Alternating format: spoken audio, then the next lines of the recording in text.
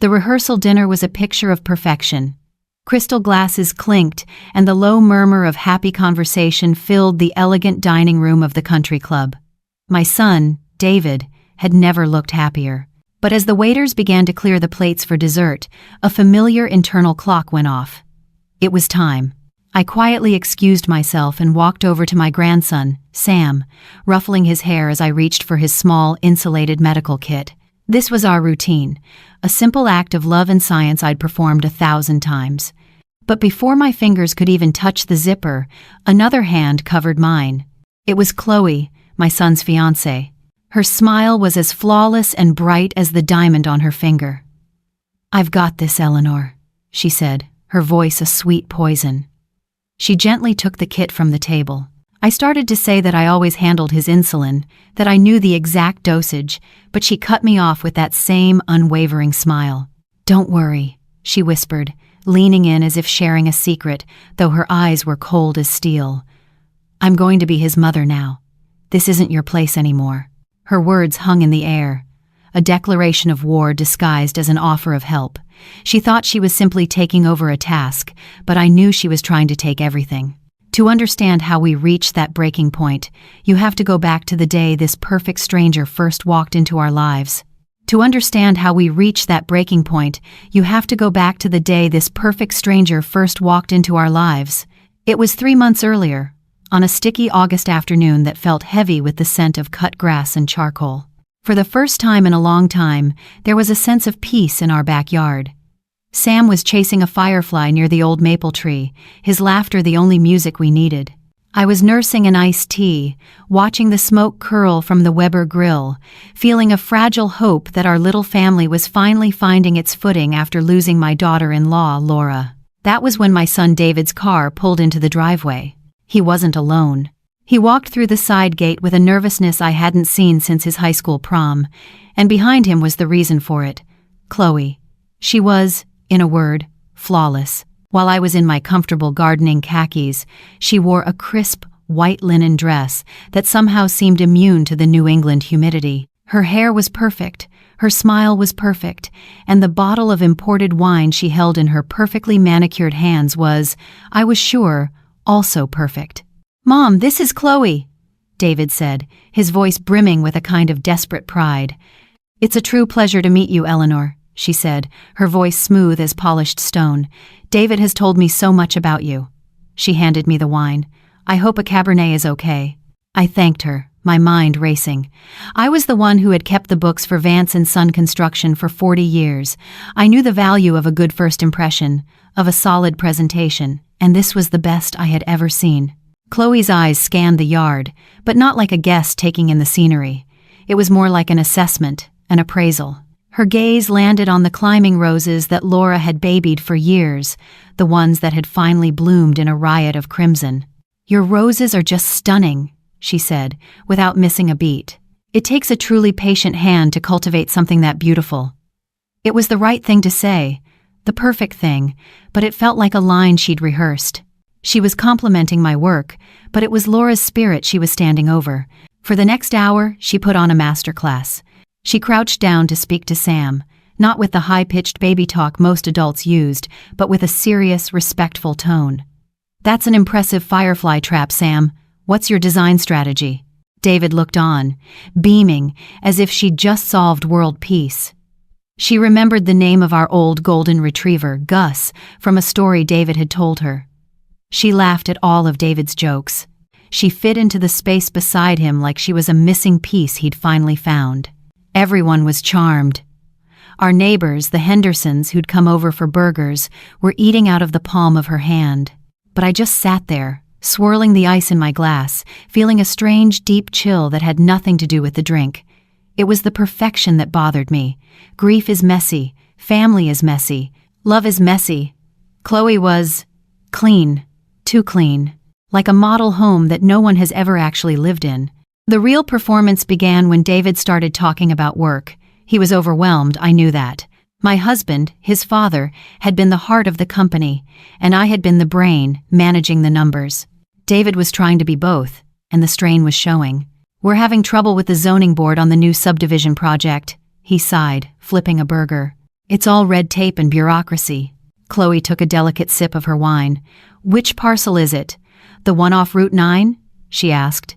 David nodded, surprised. I know it, she continued. The initial survey is weak and you're probably facing wetlands protection issues. The agent who sold you that land should have flagged it. Honestly, you should have gotten a better price. She spoke with an unnerving authority. She was a real estate agent, and a very successful one, David had told me. She started using terms like variance permits, easement rights, and market comps. David's eyes lit up. He wasn't just in love. He was relieved. He saw a partner, a teammate who could help him carry the weight of his father's legacy. He saw a lifeline. I saw something else. I saw a surgeon identifying a weak spot before making the first incision. I felt my hands tighten around my glass. All her charm, all her perfect smiles, it all felt like the glossy cover on a prospectus. And the product she was selling was herself. Before they left, she gave Sam a gift she'd brought. It was a massive 1,000-piece Lego set of the Empire State Building. It was expensive and impressive, and Sam's eyes went wide. But it was the kind of gift you buy online with one click. It was a transaction. I couldn't help but remember the lopsided birdhouse Laura had spent weeks helping Sam build, the one that still hung on the maple tree, full of paint smudges and happy memories. As their car pulled away, David hung back for a moment. So? What do you think, Mom? He asked, his face full of hope. Isn't she perfect? I looked at my son, at the exhaustion and the grief that he was trying so hard to cover up, and I knew he didn't want my opinion. He wanted my permission. He wanted me to validate the relief he was so desperate to feel. So I gave him a smile that I hoped looked real. She's very impressive, honey. That night, I couldn't sleep. I walked out into the yard and stood in front of Laura's roses. I touched one of the soft, crimson petals.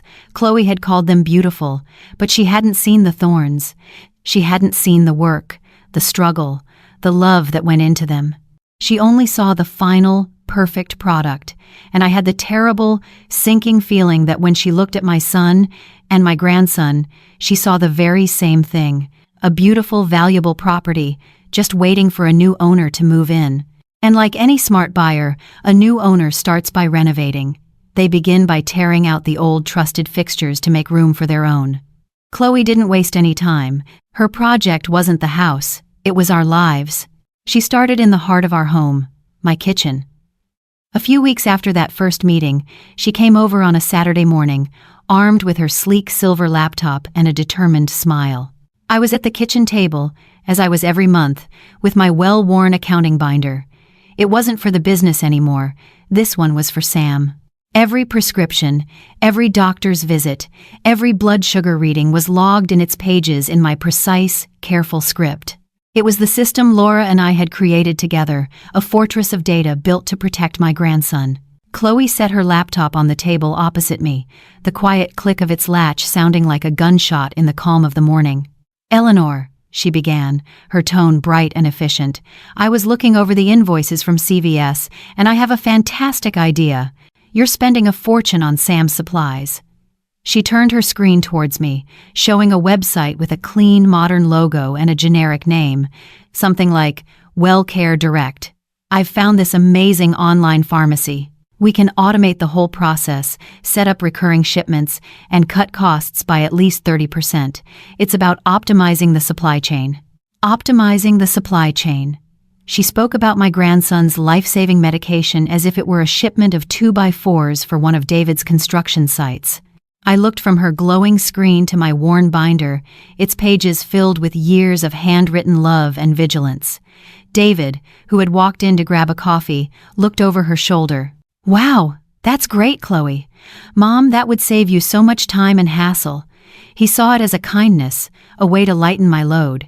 He didn't see that this load was one I carried willingly, that it was a sacred duty. "Our system works fine," I said, my voice quieter than I intended. "I prefer to pick them up myself. That way I can be sure we have them." "Oh, Eleanor, that's so old-fashioned." Chloe laughed, a light tinkling sound that didn't reach her eyes. "This is about being smart, about working smarter, not harder. Let me handle it. You've done this for so long, you deserve a break." She was already tapping her credit card information into the website. I slowly closed my binder. The soft thud of the cover felt like a surrender. David gave my shoulder a grateful squeeze, completely oblivious. He didn't see the hostile takeover that had just occurred at his mother's kitchen table. He only saw progress. For 2 weeks, it was quiet. And then, the mistake happened. It was a Tuesday night, and a late-season thunderstorm was rattling the windows. I was reading in the living room when my phone rang just after 10. It was David, his voice tight with panic. "Mom, do you have any of Sam's test strips? Any extras?" My blood ran cold. "What do you mean? You should have 2 full containers. I checked before you left on Friday." "I know, we just ran out. Chloe's order. She said it was supposed to be delivered today, but it never came. We can't find the tracking number. Sam's feeling a little shaky and I can't get a reading." The world narrowed to a single point. My grandson was in danger. "I'll be there in 10 minutes, I said, already grabbing my keys. The drive to their house was a blur of slick roads and blinding headlights. I found David pacing in the kitchen while Chloe was on the phone, speaking in a calm, controlled voice to some anonymous customer service agent. She was getting nowhere. "There's a 24-hour Walgreens over in Bedford," I announced, my voice leaving no room for argument. "Let's go. Now." The 3 of us in my car was a suffocating experience. Chloe kept up a stream of perfectly reasonable excuses. The storm must have delayed the delivery trucks. Their logistics are usually so reliable. David just stared out the window, his jaw tight with worry. I said nothing, gripping the steering wheel so hard my knuckles were white. The silence in the car was my accusation. The Walgreens was a sterile, fluorescent nightmare, buzzing with a lonely, late-night energy. We found the strips, paid the exorbitant after-hours price, and I didn't start breathing normally again until we were back home and I saw Sam's blood sugar reading come up steady and safe on the meter. The next morning, Chloe delivered her apology. It was a masterpiece of corporate non-responsibility. "I am so sorry about last night," she said, placing a perfectly manicured hand on David's arm. "I was on the phone with WellCare Direct for an hour this morning. Apparently there was an unforeseen logistical failure with their third-party carrier. It's completely unacceptable. I've filed a formal complaint and have been assured it will never happen again." "It's okay, honey," David said immediately, wrapping her in a hug. "It was just a mistake. These things happen." He turned to me, as if expecting me to join in. "See, Mom, she's got it handled." I just poured myself a cup of coffee, the pot shaking slightly in my hand. Later that day, when I was alone, I sat down at my computer. My husband had always told me, "The numbers don't lie, Eleanor." So I went looking for numbers. I looked up WellCare Direct. The website was slick, full of stock photos of smiling families, but there was no physical address listed. No phone number. Only a customer service web form. I dug into the corporate registration database, a skill I hadn't used in years. I found them, registered just 6 months prior. The address was a P.O. box in Delaware, a classic sign of a shell company. This wasn't some new, innovative startup. This was a ghost. At dinner that Sunday, I brought it up, trying to sound casual. "You know, I was curious about that pharmacy, Chloe. I couldn't find much information on them. They seem a bit new." Chloe didn't even look up from her plate. "They're an online distributor, Eleanor. They don't have brick-and-mortar stores. It's how they keep costs down. It's just, for 40 years in business, I never once paid an invoice to a P.O. a box in Delaware unless I knew exactly who I was dealing with," I said, keeping my voice even. David sighed, the sound heavy with impatience. "Mom, you're overthinking it. Things are different now. You're not used to how these online companies work." Chloe vetted them. "It's fine." He didn't say the words, "You're old," or "You're out of touch." But he didn't have to. His dismissal hung in the air, more potent than any insult. I placed my fork down on my plate. The small, sharp clink was the only protest I had left. I had spent a lifetime verifying, checking, and double-checking to protect my family and my family's business. Now, that prudence was being called paranoia. That experience was being called ignorance. The red flag wasn't just waving, it was a roaring bonfire, and I was the only person in the room who seemed to feel the heat. This hadn't been a mistake, it had been a test. A calculated risk to see how far she could push, how much she could disrupt the foundations of our lives before anyone pushed back. And looking at my son's trusting face, she had gotten her answer. That night, The casual sting of my son's dismissal left a hollow ache in my chest that no amount of tossing and turning could soothe. It wasn't just about my pride being wounded. It was about a promise I had made in a quiet, sunlit room to a woman who had entrusted me with her entire world. Long after David and Chloe had left, I found myself sitting in the dark of my kitchen, my hand resting on the smooth, worn cover of Sam's medical binder, the one Chloe had so easily replaced with a website. I traced the faded gold lettering, my fingers finding the familiar grooves, and let the memory wash over me. The memory didn't live in the sterile, beeping world of a hospital.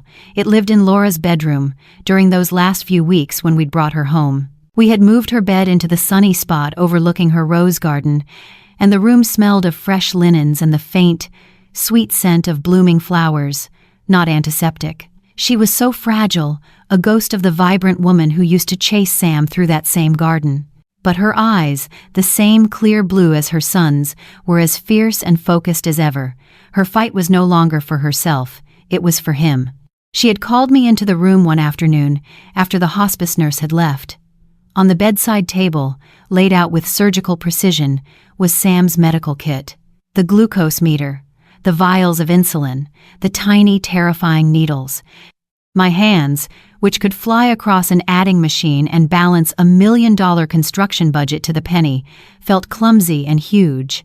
"I need to show you again, Eleanor," she'd said, her voice a soft rasp, but with an iron will beneath it. "You have to know it as well as I do." For days, she was my teacher.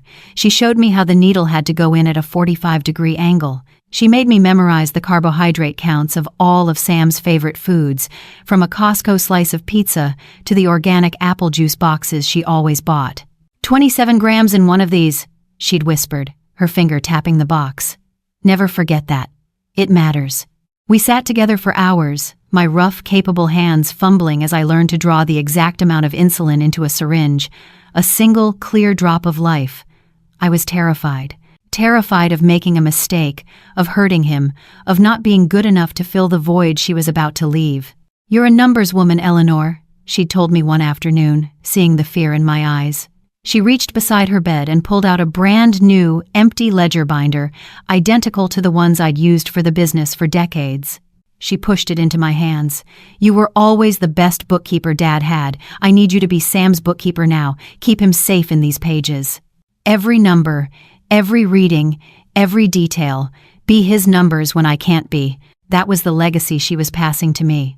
Not one of money or property, but one of meticulous, life-sustaining care. And then came the moment that was now seared into my soul. The sun was setting, casting long shadows across the room and setting the dust motes dancing in the golden light. She had grabbed my hand, her grip surprisingly strong, her eyes locked on mine, and the rest of the world fell away. "Promise me, Eleanor," she'd said, her voice raw with a mother's love. "People will get busy. Doctors will change. He'll get older and want to be careless, like all kids do. But you can't be. Promise me you'll always be the one who double-checks. Promise me you'll never, ever let anyone get careless with my boy." I looked at my daughter-in-law, this incredible, brave woman who was using her final breaths to build a shield of protection around her son, a shield she was asking me to hold. Tears streamed down my face, but my voice was steady when I answered. "I promise, Laura, I will always protect him. I give you my word." The memory receded, leaving me back in the silence of my dark kitchen.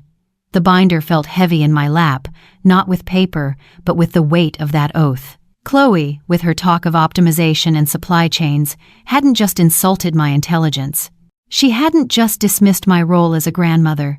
She had, with a casual, smiling ignorance, tried to dismantle the very shield I had promised Laura I would hold. She had called my vigilance old-fashioned. She had called Laura's carefully built system a hassle. She had tried to replace my sacred duty with the cold, anonymous efficiency of a ghost company in Delaware. I stood up and placed the binder back on the counter, no longer a relic of the past, but a symbol of the fight to come. David's blindness, Chloe's ambition, they were no longer just family problems. They were a direct threat to the most important promise I had ever made. The slow burn of my anger at being dismissed was now forged with the unquenchable fire of my love for Laura and Sam. That red flag I had seen wasn't just a warning anymore, it was a battle flag. And I knew, with a certainty that settled deep in my bones, that I was the only one willing to carry it. A battle flag is one thing, but a soldier is useless without intelligence. My husband built his company on blueprints and contracts, and for 40 years I protected it with ledgers and balance sheets. The battlefield had changed from a construction site to my own family, but I knew the rules of engagement were the same. You follow the money. I needed to see the numbers. My promise to Laura was a shield, but a shield is worthless if you don't know where the attack is coming from. I waited until the house was deep in the grip of night, until the only sound was the hum of the refrigerator and the gentle ticking of the grandfather clock in the hall. Then I walked down the corridor to my husband's old office. I hadn't been in there for more than a few minutes at a time since he passed. The air was still and thick with the scent of old paper, leather, and his faint, lingering pipe tobacco. His architectural awards gleamed dully on the mahogany walls. It felt like a shrine, and I was committing a kind of sacrilege by being there with my ugly modern suspicions. But I pushed the feeling down. This room had been the command center for Vance & Son Construction for my entire adult life. It was my domain, too. I sat down in his worn leather chair, the cool material groaning under my weight, and turned on the old desktop computer. The screen flickered to life, illuminating my face in its cold blue light. For a moment, I just stared at the login screen. It had been over 2 years since I'd officially retired, handing the financial reins over to a young accountant David had hired. But muscle memory is a funny thing. My fingers found the keys, typing in the old administrator password I'd created a decade ago. Laura Rose 79. I held my breath. Access granted. A small, sad smile touched my lips. They had changed everything else, but they hadn't thought to lock me out of the heart of the machine. The company's new accounting software was a maze of cloud-based menus and slick graphics, a world away from the simple, logical columns of my old QuickBooks program. It was designed to look clean, to hide complexity, perfect for someone who wanted to hide things. I didn't know what I was looking for exactly. A feeling. An anomaly. The same instinct that had helped me spot a padded invoice from a subcontractor or a fraudulent insurance claim. I started where I always started. General expenses, consulting fees. I scrolled through months of digital receipts, catering for client meetings, software subscriptions, a new fleet of Ford Phone 150 seconds. Everything looked normal, boringly so. And then I saw it. It was listed under the fourth quarter of last year, just a month after David had met Chloe, a recurring monthly payment for $5,000. The vendor was a name I'd never seen before. Finch, Gable, and Thorne. The expense was coded to General Corporate Services, a catch-all category so vague it was practically an invitation for a curious accountant to dig deeper. My heart began a slow, heavy drumbeat against my ribs. Finch, Gable, and Thorne.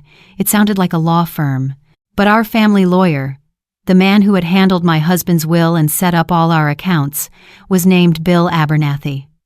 We had used his small local firm for 50 years. I clicked on the vendor profile.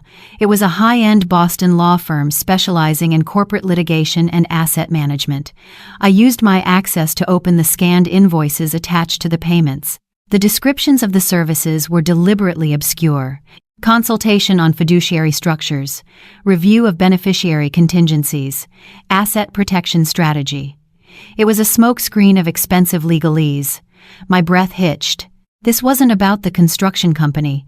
This was about our family's private estate. Why was David using a new, astronomically expensive firm without telling me? The answer came to me with a sickening certainty. He wasn't. This had Chloe's fingerprints all over it. A hyperlink at the bottom of the invoice read, Secure Client Portal. I clicked it. It asked for a password. On a hunch, I typed in the name of Chloe's ridiculous little poodle I'd seen in a picture, Princess Fifi. The screen refreshed. Access granted. My God! I was in. My hands were trembling now. The portal contained dozens of documents, memos, drafts, proposals. I clicked on the most recent file, a document titled Samuel Vance Irrevocable Trust, Proposed Amendments. My blood turned to ice. This was the trust my husband and I had painstakingly created, the cornerstone of our grandson's future. It was meant to be his college education, the down payment on his first home, the safety net that would let him build a life without worry. It was meant to be untouchable. I scrolled through the dense, numbered paragraphs, my eyes blurring with a mix of rage and fear. It was mostly standard legal language, but I was looking for what was different. And then, on page 17, buried deep in a subsection titled Article 9, Contingent Fiduciary Control, I found it. It was a new clause, an addition that hadn't been in the original trust. My finger traced the words on the screen. In the event the primary beneficiary, Samuel Vance, is rendered medically incapacitated and thereby unable to responsibly manage his own affairs upon reaching the age of legal majority, all fiduciary control of the trust and its assets shall revert to his legal guardian for the duration of said incapacitation. I read it once, twice, a third time. Medically incapacitated, fiduciary control, legal guardian. The words echoed in the silent room. The late-night trip to Walgreens. The mysterious, untraceable online pharmacy. The conversation about optimizing Sam's supply chain. It wasn't about efficiency. It was never about being helpful. It was research. It was a series of calculated tests to see how fragile Sam's health was, how easy it would be to push him over the edge. I leaned back in the old leather chair, the cold dread washing over me in a physical wave. This wasn't a romance. It was a corporate takeover. My son was the company being acquired, and my grandson was a multi-million-dollar asset that needed to be liquidated. Chloe wasn't building a family. She was executing a business plan. And the final brutal step of that plan was to render an innocent child medically helpless to get her hands on his inheritance. The paper trail hadn't just shown me her motive, it had shown me her weapon, it had shown me her endgame. The battle wasn't coming, I was already in the middle of it. A predator doesn't just push you off a cliff. They wait for the perfect moment, the perfect gust of wind, the perfect plausible excuse. I had the why scribbled in cold, hard legalese on my computer screen, a motive as old as time itself. Greed. Now I had to figure out the how. My promise to Laura had been to protect Sam from carelessness, but this wasn't carelessness. This was a blueprint for murder, and I was staring at a blank page. I had to see the weapon before she had a chance to use it. So I went back to the front lines of modern knowledge, the internet, but this time my searches weren't for corporate registrations. In the silent tomb of my husband's office, I typed words into the search bar that made my own skin crawl. How to induce hypoglycemic shock. Insulin overdose symptoms, medical incapacitation, diabetes. Each click felt like a betrayal, like I was learning the enemy's battle plans by studying how to harm my own grandson. The results were a grim mix of clinical medical journals and terrifying articles about accidental tragedies. It was a world of cold, hard facts, of milligrams and blood glucose levels, a language of life and death measured in tiny, invisible increments. For hours, I read, my coffee growing cold beside me. I scrolled through dry academic papers that discussed the endocrine system with a detachment that felt obscene. Then I would switch to forums for parents of children with type 1 diabetes. These were the real trenches. Here, mothers and fathers shared their fears in the stark, lonely light of their computer screens at 3 a.m. They told stories of terrifying middle-of-the-night seizures, of close calls with juice boxes and glucagon shots, of the unrelenting daily vigilance required to keep their children alive. And it was there, buried in a long thread of comments, that I found it. The comment was from a pediatric nurse with 30 years of experience. She was warning a new mother about a common mistake. "Please, please, please," she wrote, "always double-check the pen." The long-acting and the fast-acting insulin pens from the same manufacturer often look almost identical. I've seen the mistake happen in hospitals. It can be a catastrophic error in a moment of distraction. Catastrophic error. In a moment of distraction. The words seemed to lift off the screen. It was as if someone had turned on a floodlight in a dark room. I pushed away from the desk, my chair scraping harshly against the hardwood floor. My heart was a frantic drum against my ribs. I walked on autopilot to the kitchen, to the refrigerator where we kept Sam's current supply of insulin. My hand was shaking as I opened the door and pulled out the 2 small rectangular boxes. I placed them side by side on the cool granite countertop. The logos were identical.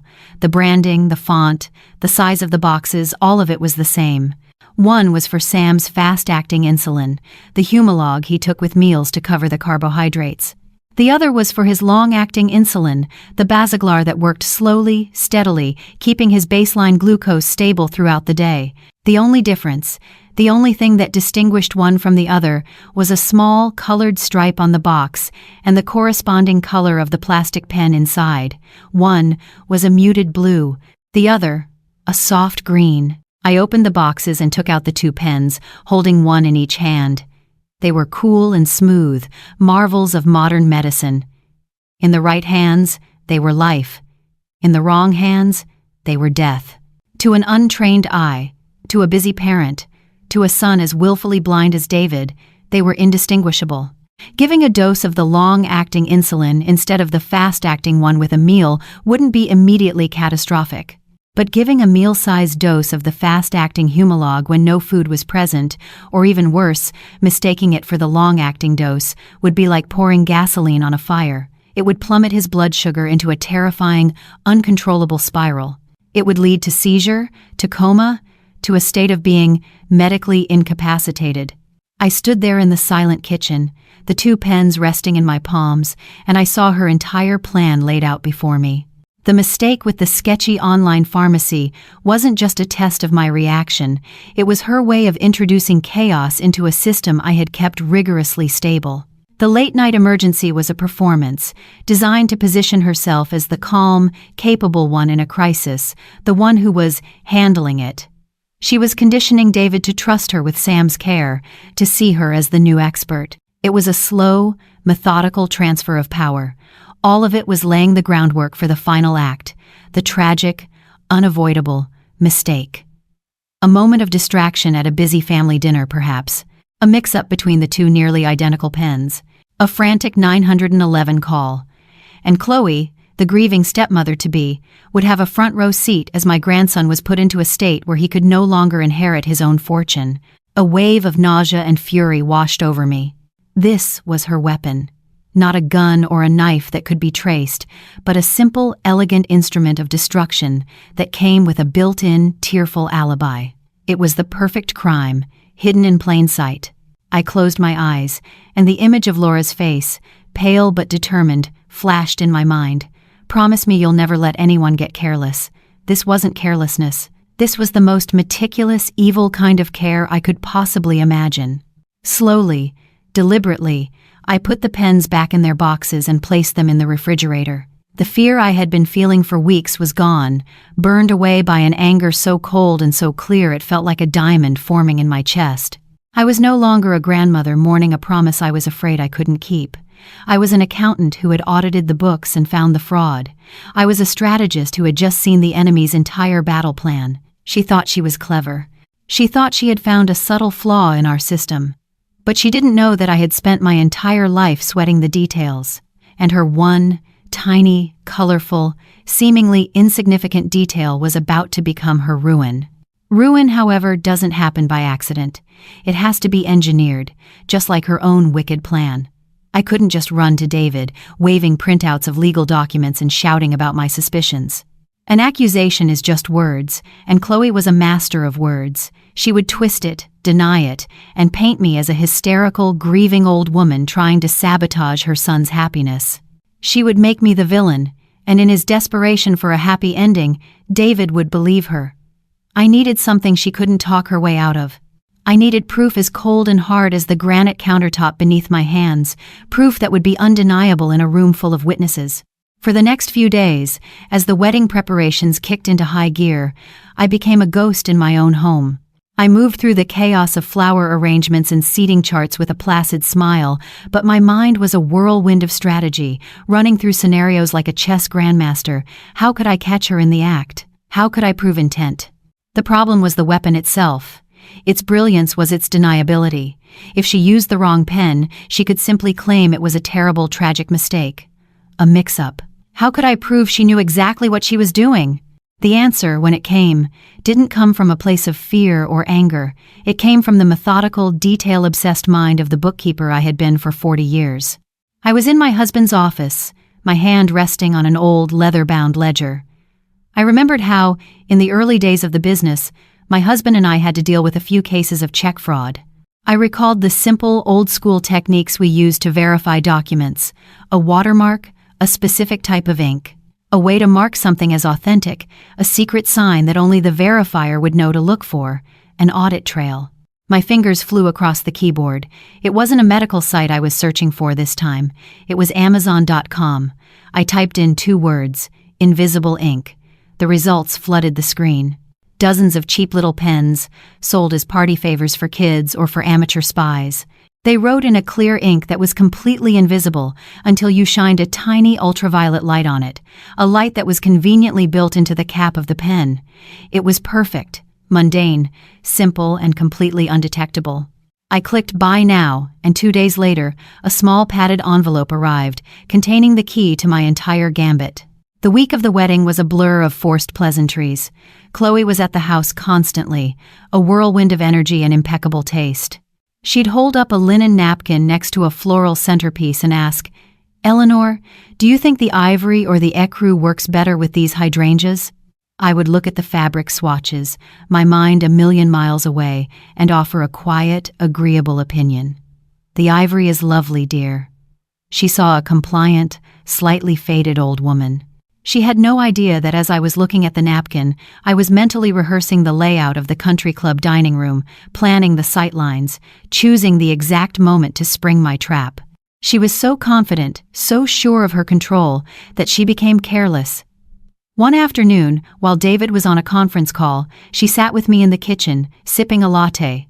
"You know," she said, her voice dripping with false sympathy, "I'm so glad I can take some of this pressure off of you and David, especially with Sam.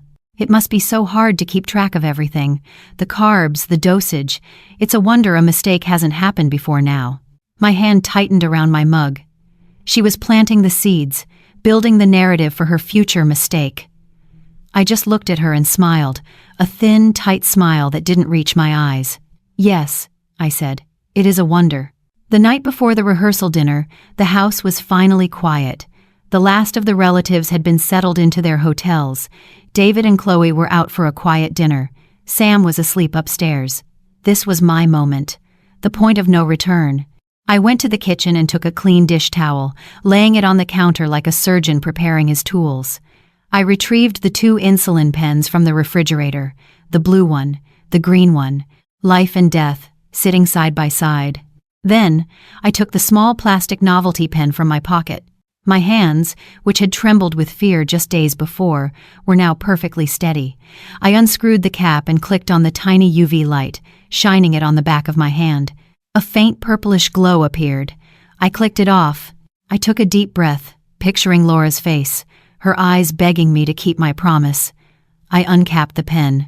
Then, with the precise, deliberate motion of an accountant making a final entry in a ledger, I placed a tiny, invisible mark on the correct, fast-acting Humalog pen.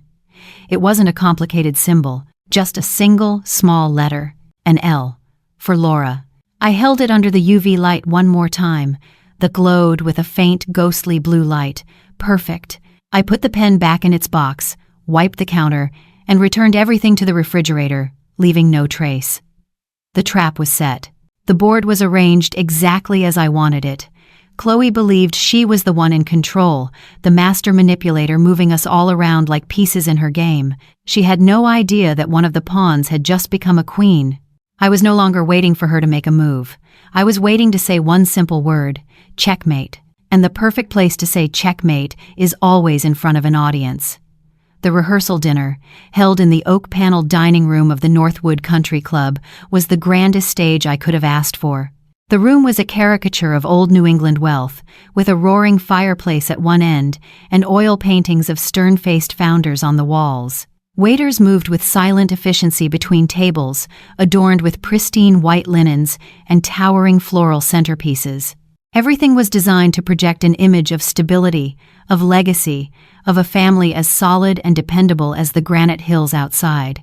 It was all a beautiful, expensive lie. I sat at the main table, a quiet island of calm in a sea of champagne toasts and forced laughter. I watched Chloe. She was magnificent. a predator in her natural element. Dressed in a simple but impossibly elegant silk dress, she moved through the room, a touch on an uncle's arm here, a shared laugh with a cousin there. She remembered the names of David's business partners and asked about their children.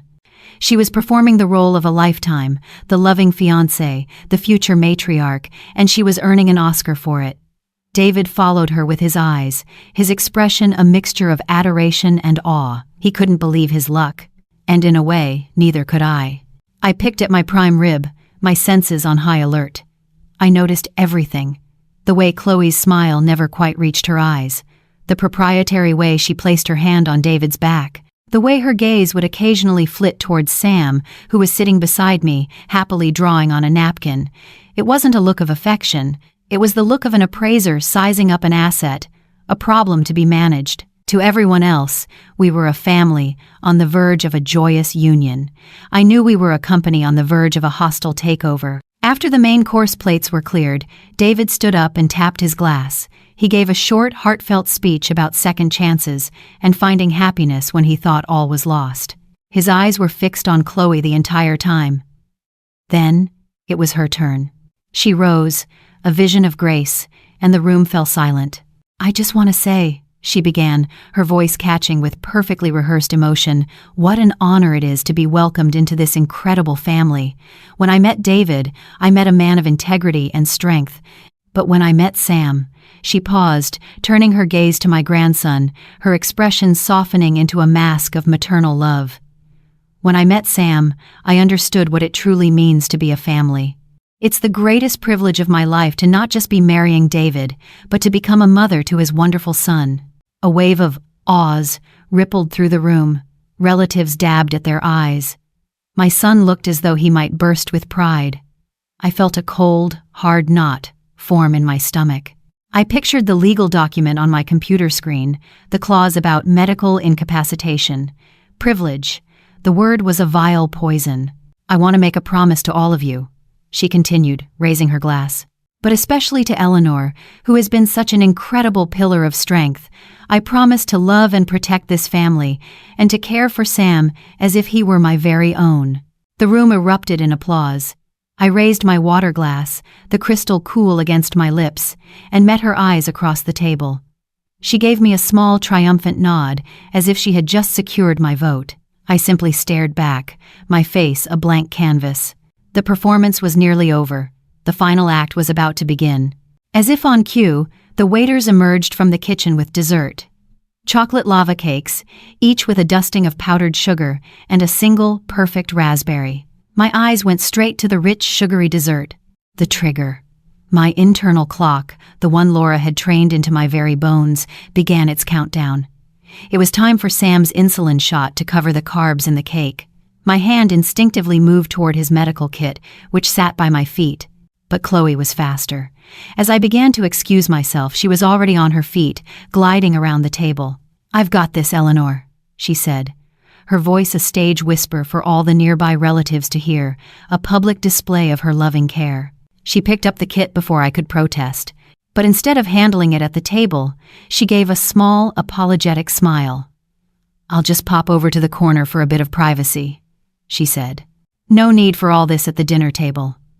She walked away toward a dimly lit alcove near the fireplace. It was a masterful move, making her seem discreet and considerate. I watched her back as she stood in the shadows, her body shielding the kit from view. The room was loud with chatter and the clinking of dessert forks, but in my mind, it was dead silent. That was it. That was the moment of the switch. The sleight of hand. The execution. A few seconds later, she turned, a serene smile back on her face.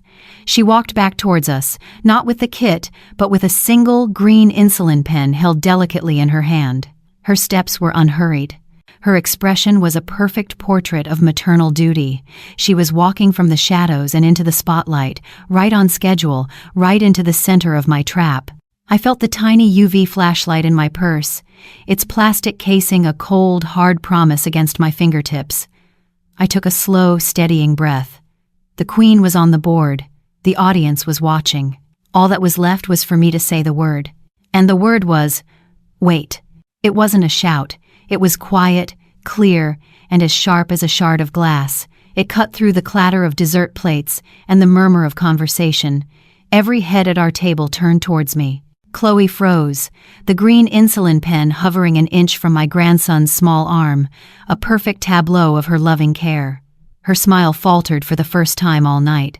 "Eleanor, it's all right," she said, her voice a strained whisper. She tried to recover, to wrap herself back in the mantle of concern. "We should do this quickly, for Sam." "I agree," I said, my voice unnervingly calm. I could feel my son's eyes on me, a mix of confusion and irritation. I ignored him. My focus was entirely on Chloe. "But you know, my eyes aren't what they used to be. Humor an old woman. Let's just double-check it, under the light." From my small evening bag, I retrieved the little plastic pen light. It looked like a cheap toy, a party favor. Several guests chuckled, assuming it was some strange grandmotherly quirk. Chloe's face, however, went rigid. Her eyes darted from the penlight to my face, a flicker of genuine panic in their depths. She knew this wasn't in her script. "Really, Eleanor, that's not necessary," she began, but I was already moving. I stood up, leaned across the table, and clicked on the tiny button. A focused beam of purplish, ultraviolet light shot out. I aimed it directly at the green pen in her hand. The beam washed over the plastic casing, illuminating nothing but her trembling fingers and the manufacturer's logo. There was no mark. I held the light steady for a long, silent moment, letting everyone at the table see the absolute damning nothingness. Chloe tried to laugh, a brittle, ugly sound. "What is this? Some kind of magic trick? You're scaring Sam." I didn't answer her. I turned off the light and reached for the medical kit she had so carelessly left on the edge of the table. My movements were slow, deliberate. I opened the zipper and took out the other pen, the blue one, the one she had left behind. I held it up. "Now let's check this one," I said, my voice still level. I clicked the light back on and shined it on the blue pen. And there it was. Glowing with a spectral, ethereal light was a single, perfect letter, a tiny, undeniable L. A collective gasp went through the table. My son, David, stared, his mouth agape. "Mom, what is that? What's going on?" I finally looked at him, my son, my poor blind son. Then I looked back at Chloe, whose face had become a mask of chalky, colorless shock. I let the silence hang in the air for a moment longer, the glowing L, the only thing that mattered in the entire world. "This green pen," I said, my voice ringing with a clarity that silenced the entire dining room, "is Basaglar. It's a long-acting insulin. This blue pen, the one with the mark, is his Humalog, fast-acting, for his dessert." I paused, letting the names of the drugs, the hard, clinical facts, settle in. "You were about to give him a massive, meal-sized dose of the wrong one." Chloe finally found her voice, a desperate, high-pitched squeal. "It was a mistake, an honest mistake. They look so alike, I got confused." Her words were meant to be her final, tearful alibi. But before the performance could begin, a chair scraped back loudly from a nearby table. It was David's uncle, Dr. Miller, a man with a booming voice and a reputation for not suffering fools. He was standing, his face pale with horror. "A mistake?" he bellowed, his voice silencing every other whisper in the room. He pointed a shaking finger at Chloe. "My God, Eleanor is right. Do you have any idea what you were about to do?" That kind of mix-up, giving a bolus dose of Humalog by mistake for a basal insulin, it would have sent that boy into a severe, intractable hypoglycemic coma. You wouldn't have just made him sick. You could have killed him. Coma. The word dropped into the suffocating silence of the room like a stone. It was no longer about a mix-up. It was no longer about a mistake. The truth, ugly and undeniable, was finally laid bare for everyone to see. Every eye in the room, filled with what had been admiration just minutes before, was now fixed on Chloe with a dawning, sickening horror. I looked at her, at this woman who had charmed my son and plotted the destruction of my grandson. The flawless mask was gone, shattered. All that was left was a raw, primal panic. Her eyes were wide, her chest heaving, trapped in the brilliant, inescapable light of the truth. Then I looked down at the pen in my hand, at the glowing L that pulsed with a soft, steady light. It was more than just a mark. It was a promise, kept. It was Laura's love, reaching out from the past to shield her son one last time. It was checkmate. In chess, checkmate is a quiet, final click. In life, it's the sound of a bomb going off, and the shrapnel of the truth hits everyone differently. For a few seconds after Dr. Miller's pronouncement, the only sound in the grand dining room was the frantic, panicked rhythm of Chloe's breathing. Then, the silence shattered. A woman at the next table dropped her dessert fork, the clatter against the china as loud as a gunshot. Someone else let out a choked, horrified gasp. The low murmur of conversation died, replaced by a wave of frantic, ugly whispering that spread through the room like a contagion. My eyes weren't on the guests. They were on Chloe's parents, a nice, quiet couple from Vermont who had seemed so proud just an hour before. Her mother, a woman with kind eyes and a soft smile, stared at her daughter, her face a mask of utter disbelief. She slowly raised a hand to her mouth, her knuckles white, as if to physically hold back a cry of shame.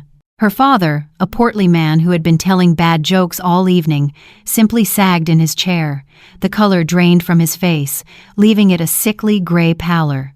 He stared at the centerpiece on his table, at a pristine white rose, at anything other than the monster his daughter had just become. They didn't rush to her side. They didn't defend her. They simply turned away, a silent, public disownment that was more damning than any accusation.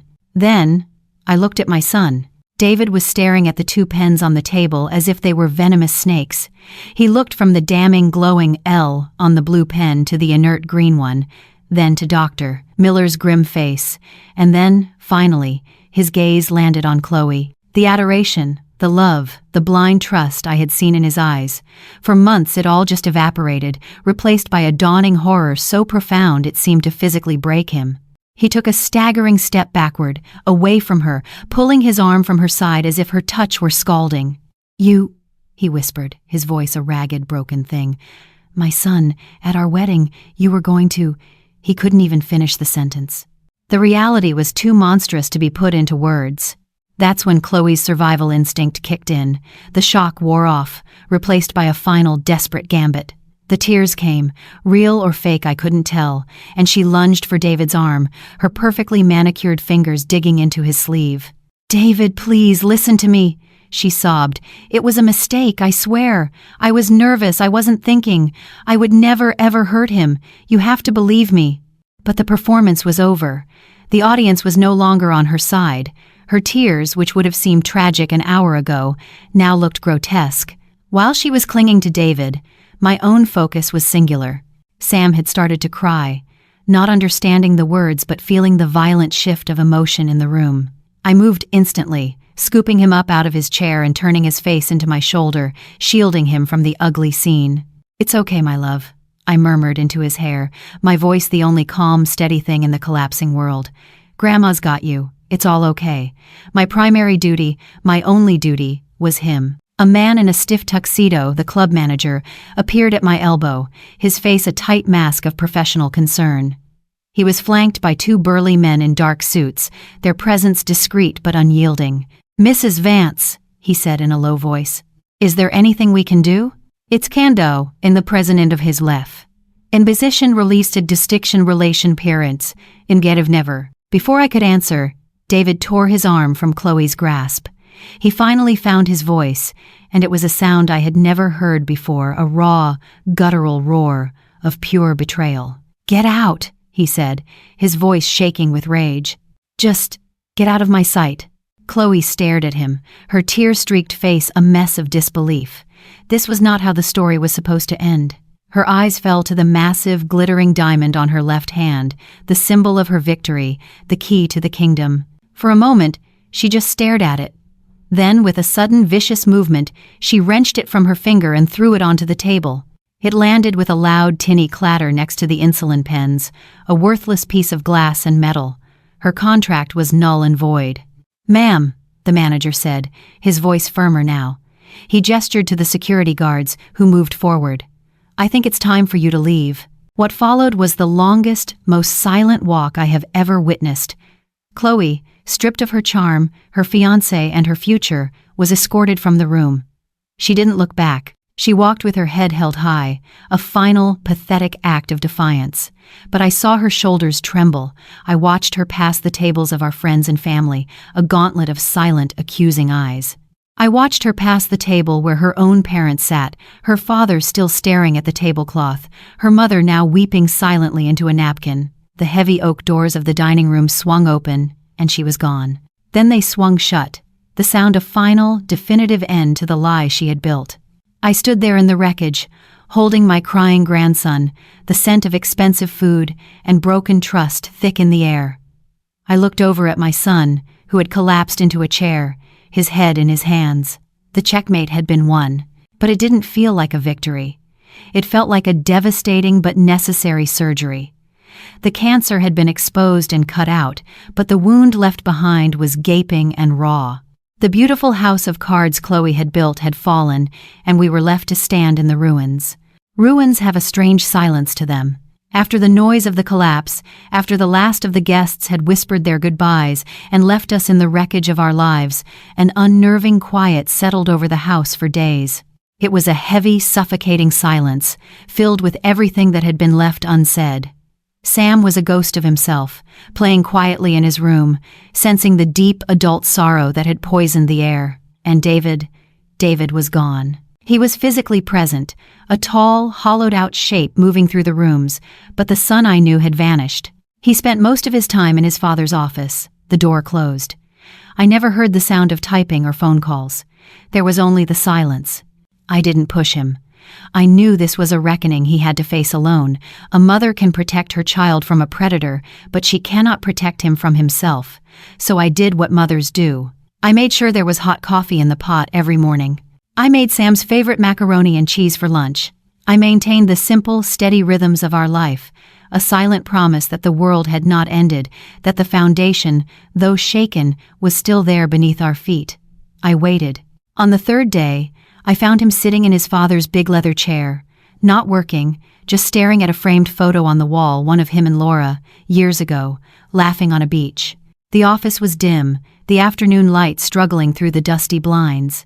He looked smaller in that chair than I had ever seen him, a boy drowning in a man's responsibilities. I had a fresh mug of coffee in my hand. I walked in without a word and placed it on the corner of the desk, next to a stack of blueprints he hadn't touched in days. The small, ceramic click was the only sound. He didn't look at me. He just stared at the picture. "I should have seen it," he said, his voice a raw, choked whisper. "Everything you said, everything you tried to tell me, I didn't want to see it." I pulled up the small visitor's chair and sat, my hands folded in my lap. I just listened. "I was so tired, Mom," he continued, his voice breaking. "Tired of failing, tired of feeling like I was letting Dad down, letting Laura down.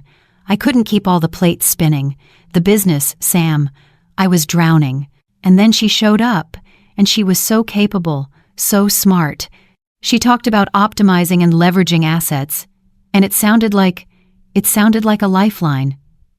He finally turned to look at me, his eyes red-rimmed and filled with a shame so deep it physically hurt me to see it. She wasn't a lifeline. She was an anchor, and she was going to pull us all under. All because I was too weak, too desperate to see what was right in front of my face. He buried his face in his hands, his shoulders shaking with silent, racking sobs. "I didn't protect him, Mom.